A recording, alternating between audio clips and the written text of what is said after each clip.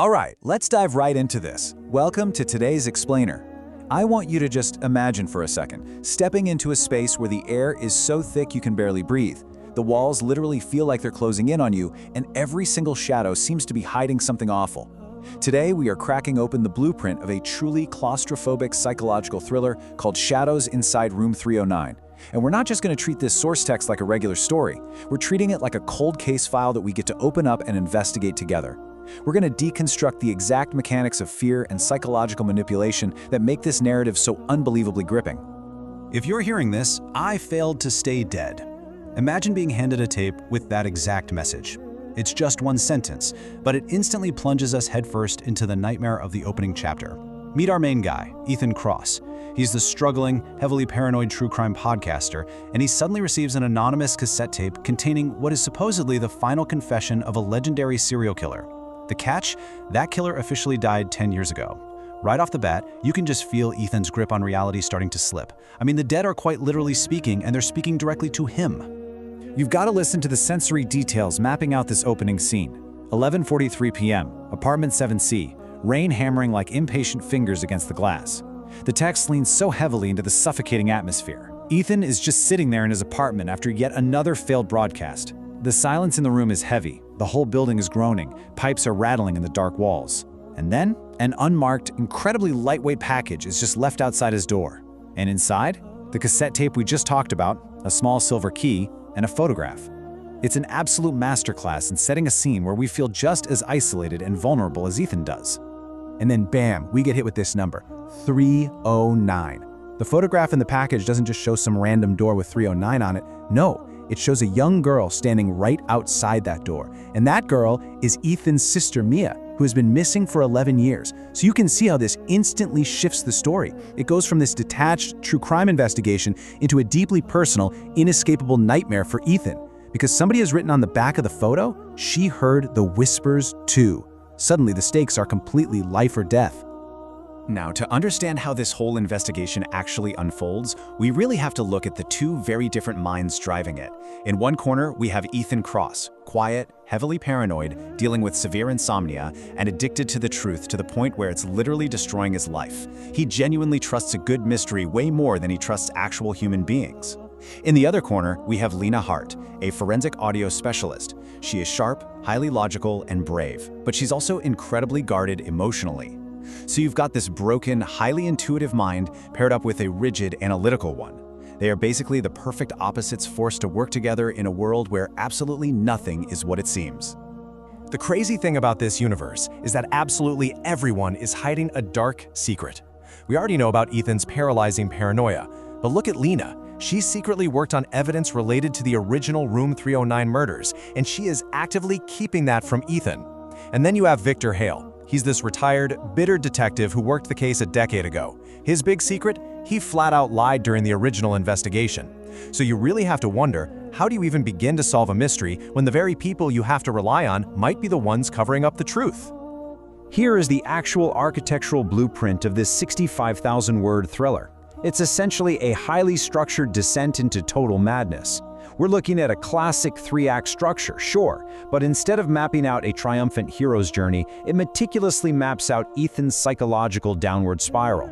Act 1 sets the hook with the tape. Act 2 plunges us deep into the labyrinth of the investigation. And Act 3, that's the suffocating climax. The pacing is relentless, and it's designed specifically to strip away Ethan's sanity piece by piece across these exact word counts. Act 1, the tape. The first 18,000 words. So, in a moment of obsessive desperation, Ethan actually uploads a tiny snippet of this distorted confession tape online, and the thing goes viral overnight. But here's the terrifying consequence of that. Almost immediately, a real woman whose voice happened to be on that tape is found murdered, and her murder bears the exact signature of the supposedly long-dead serial killer. Ethan hasn't just uncovered a cold case here, he has accidentally pulled the trigger on a brand new killing spree. And that brings us to the sheer horror of Chapter 2. Ethan starts hearing these strange, wet, distorted whispers inside his own apartment. The voice from the tape is somehow inside his walls. He grabs a hammer, his heart is pounding out of his chest, and he breaks open the plaster. And in the dark, empty cavity of the wall, a human eye blinks back at him. Just let that sink in. The physical boundary of his safe space is entirely shattered. The killer isn't just out there somewhere, the killer is literally inside the architecture of his life. 14.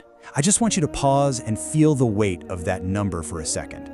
That is the official body count attributed to the legendary killer known as the Whisper Man. 14 people vanished. 14 people who, right before they died or disappeared, reported hearing whispered recordings, exactly like Ethan is hearing in his apartment right now. Ethan isn't just dealing with a stalker here, guys. He's dealing with a prolific, highly theatrical monster whose legacy of death spans an entire decade. Act 2, Room 309, covering the stretch from 18,000 to 42,000 words.